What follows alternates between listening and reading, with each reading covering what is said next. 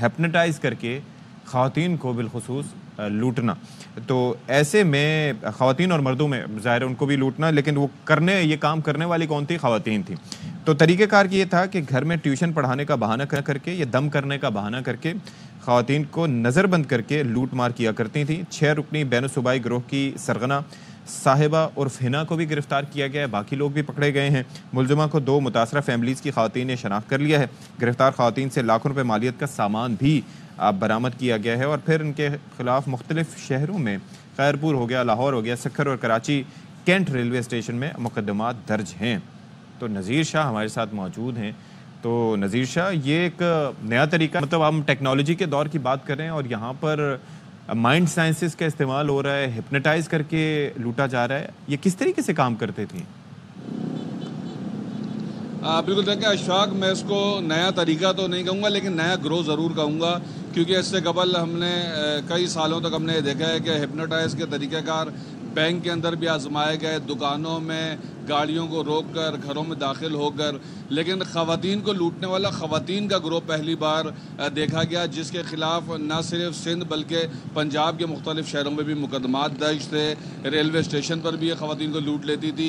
6 रुकनी ये ग्रोह था, जिसकी जो सरगना है वो साहिबा उर्फ जो हिना उर्फ साहिबा है, जिसको अपनी दीगर साथियों समेत गिरफ़्तार किया गया है। और आप बिलीव करें, जब हमने ये ख़बर चलाई थी उसके बाद से लेकर अब तक हमें कई फैमिलीज़ ने रब्ता किया है और उनकी जानिब से हमें कहा गया है कि इन ख़वातीन के असल चेहरे हमारे साथ शेयर किए जाएँ, क्योंकि ये SOP है कि हम चेहरे ब्लर करके चलाते हैं, वरना तफ्तीश में ऐसे मामलात का सामना करना पड़ता है कि वकील फौरी तौर पर अपने क्लाइंट्स को छुड़वाने के लिए पहुंच जाते हैं। तो कई ख़वातीन फैमिलीज़ की जानिब से इनको शनाख्त भी किया गया है, जिनको फिर हमने कहा है कि वो मुतल्लिका थाने से रब्ता करें, क्योंकि ऐसे लोगों के खिलाफ जितने ज़्यादा मुकदमात हो उतनी सज़ा दिलवाने में आसानी होती है।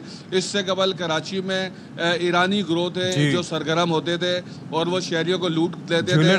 हमने ये भी देखा कि बैंक के अंदर घुसकर, बिल्कुल देखे, हमने खुद ऐसी CCTV फुटेज भी चलाई हैं जिसमें बैंक के अंदर कैशियर को लूटा गया और कैशियर मिसमरिज्म में या किसी भी उसके तहत आकर वो उसको कैश देता है और वो चला जाता है।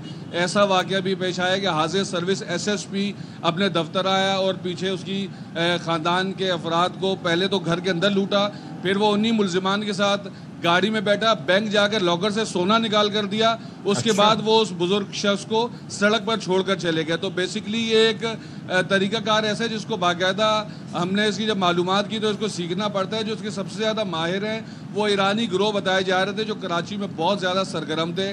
तो ऐसे काफ़ी ग्रोह को बस्ट किया गया, उनके खिलाफ कार्रवाइयाँ की गई और काफ़ी अरसे से खामोशी थी।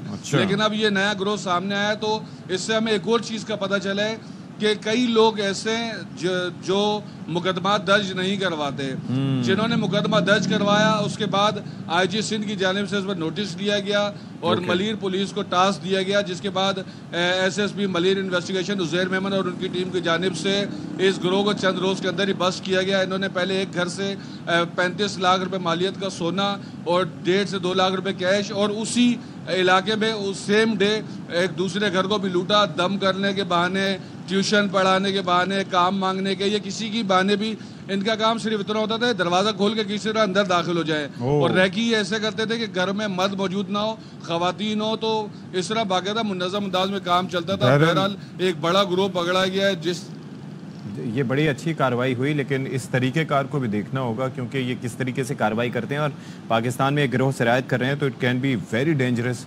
इससे बढ़ के भी कार्रवाई हो सकती है। नज़ीर शाह, आपने तफसीलात फराहम की, आपका बहुत शुक्रिया।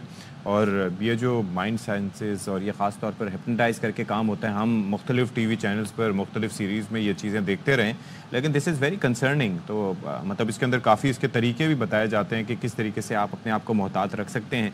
इसके ऊपर हम इंशाल्लाह किसी दिन सेगमेंट भी करेंगे प्लान करके, तो मज़ीद भी आपको डिटेल्स प्रोवाइड करेंगे इससे मुतालिक। अच्छा जी।